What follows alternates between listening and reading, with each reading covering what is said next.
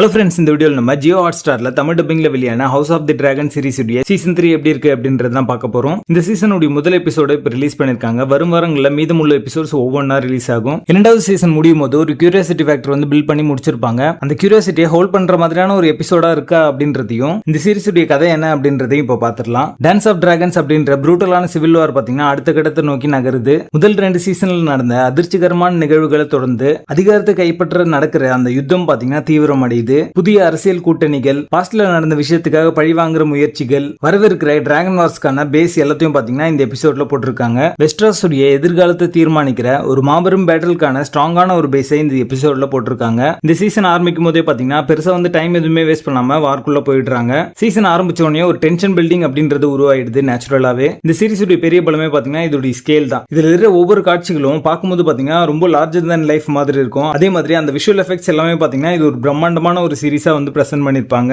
Battles எல்லாமே பாத்தீங்கன்னா மிகப்பெரிய பேட்டில்ஸ் மாதிரி தெரியும். அதனால வர விளைவுகளும் பாத்தீங்கன்னா ரொம்ப பெருசா இருக்க மாதிரி வந்து காமிச்சிருப்பாங்க.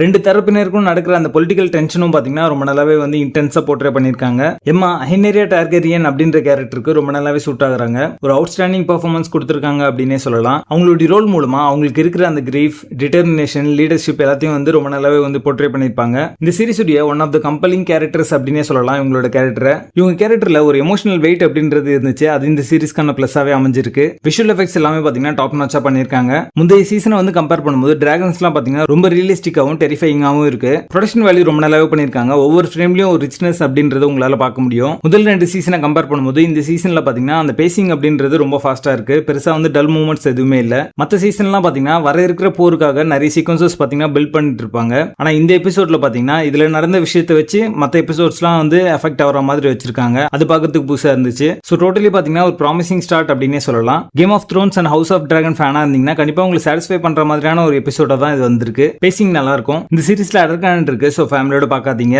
ஹவுஸ் ஆஃப் டிராகன் சீசன் 3ல எபிசோட் 1க்கு எங்களோட ரேட்டிங் 8 out of 10.